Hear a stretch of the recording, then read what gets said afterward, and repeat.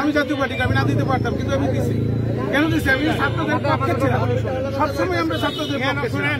আমাদের পক্ষে ভিতরে বাইরে আমরা একটা নিজেদের দায়িত্ব নিয়ে আমরা কথা বলেছি, এবং আমাদের ক্যাপাসিটি অনুযায়ী আমাদের দায়িত্ব থেকে যতটুকু তো প্রয়োজন ছিল সেটা আমরা করেছি। হয়তো আমরা ঘটাও করে দলীয় ব্যানার আমরা